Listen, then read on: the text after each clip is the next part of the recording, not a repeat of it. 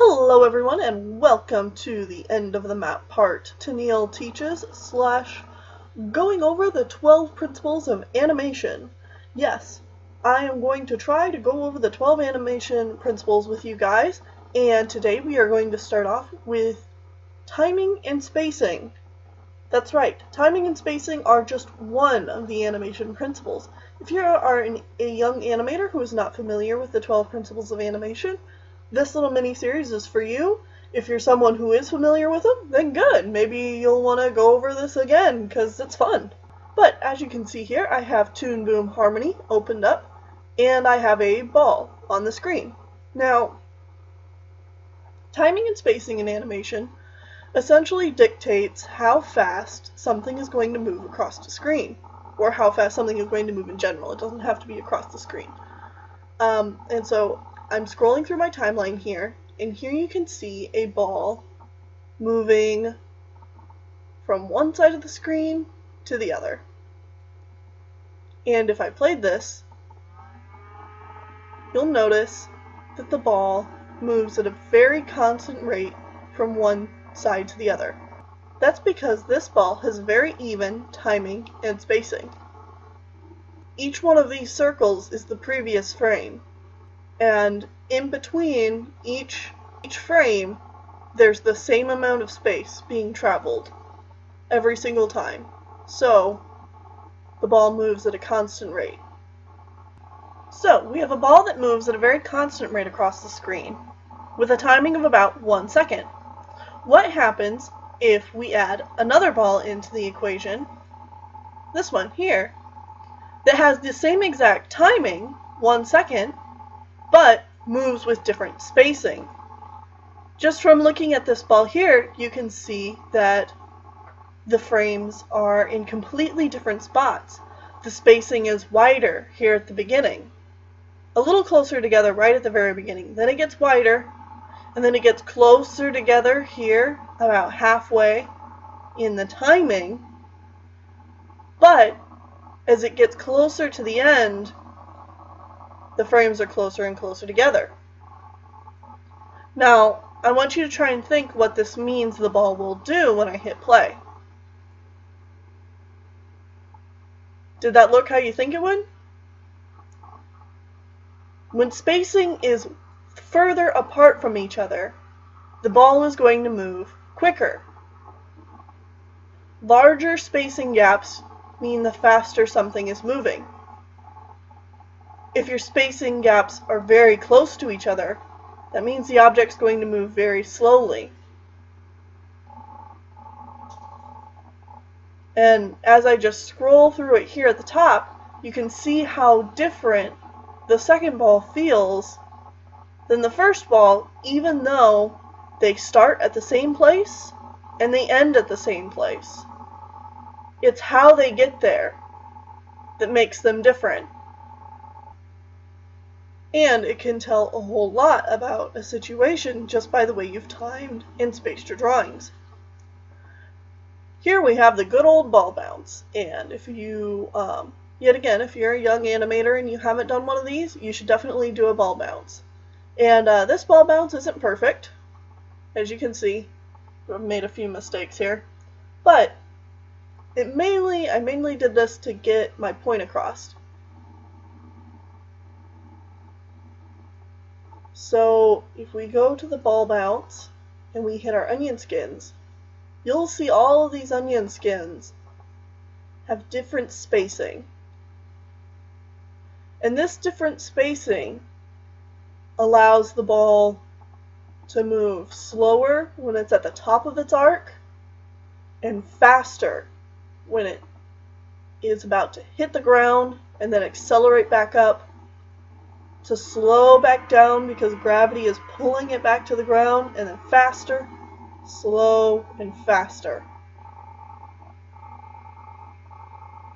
And without spacing, this ball bounce, if this ball bounce was spaced the same way that this circle going across the screen was, it wouldn't look anything like a ball bouncing on the ground. In this ball bounce, the spacing's very wide. and only comes together here after it's been thrown to the ground, and it's kind of like how a real ball would hesitate after being thrown to the ground, and then gravity's catching up with it, so it starts to slow its momentum as it rushes back down towards the ground again. So, now, you might be asking, well, how can I apply this to my animation? This technique is applied to animation all the time, sometimes without even you knowing it. I know there's a lot of times I see animations where people's key drawings, the drawings that tell the scene, so let's say this drawing,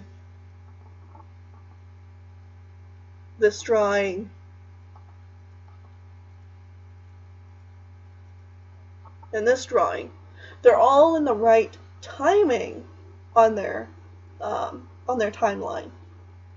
But when they go to in-between, they exactly in between the two drawings.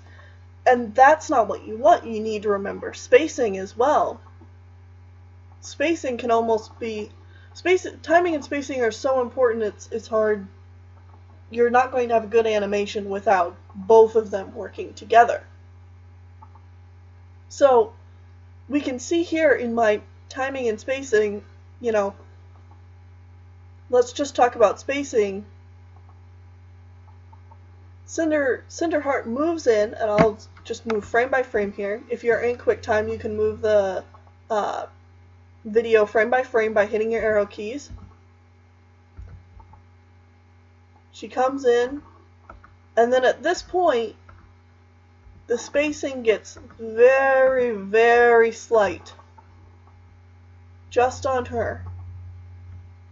Because I want it timed out so that she spends quite a bit of time looking up the stars.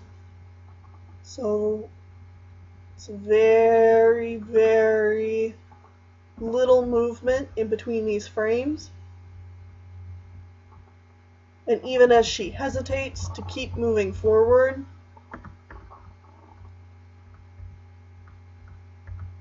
and then as she's moving forward in perspective, she's going to move along faster as she's moving towards you. So then her spacing starts to get pretty wide apart again. And we'll see, boom, she's already up next to Lionblaze. And then up here, when she's nuzzling him, the spacing gets slower again. And then when she decides to move, it starts to get a little wider apart again. There is a difference between timing and spacing. Timing is when the action happens. So here is my frame 1.